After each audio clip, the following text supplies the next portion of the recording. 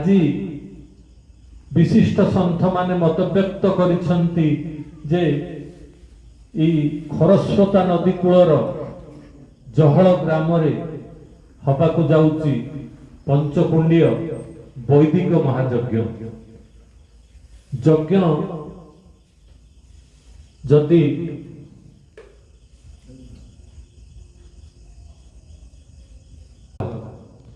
किंतु वैदिक नामाग्नि जो यज्ञ है से यज्ञ जगत कल्याण उद्देश्य रे होता है। वैदिक यज्ञ आमर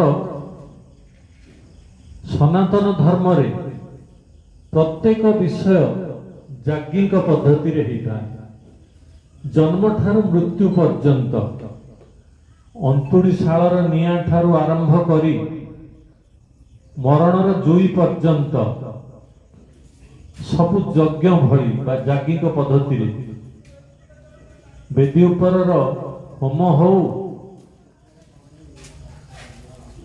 बा कानफोड़ा पिलार व्रत उपनयन हो सबुथिरे यज्ञ आमर हिंदू धर्म रे अच्छी जे देवता अग्नि मानक साक्षी रखिकरी अग्नि को भूत आहुति देले देवता मानकर खाद्य होउची। देवता माने स्थूलर जिनिस ग्रहण करती सूक्ष्म रे ग्रहण करती। तेणु सूक्ष्म रे देवता माने ग्रहण करिवे कौन ना गोमातांकर शुद्ध घीर जो आहुति प्रदान करा जाए से शुद्ध घीर आहुति सूक्ष्मांश को देवता माने ग्रहण करती।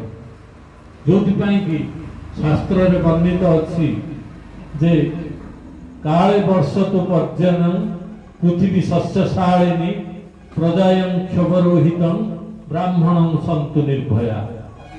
जे ये जो घृतयज्ञर सूक्ष्मांश को ग्रहण करी देवता माने आशीर्वाद करती। मेघ यथा समय वर्षा है पृथ्वी शस्यशालिनी हो जाए प्रजा माने विक्षोभरु मुक्त होती एवं ब्राह्मण सन्तु निर्भया। एठी ब्राह्मण कहले जाति ब्राह्मण को बुझौनी वेदरे जो वर्णित अच्छी ब्राह्मण सन्तु निर्भया जो माने भगवान को विश्वास करती भगवत राज्य रे निजको परिचालना करती से माने होचंती ब्राह्मण बोलिकरी ब्रह्मधारा रे जे निजको ब्रह्म जानती इति ब्राह्मण। तेणु जो माने भगवान कर आश्रित चरण आश्रित से माने निर्भय रुहंतु एक कथा शास्त्र कहे। तेणु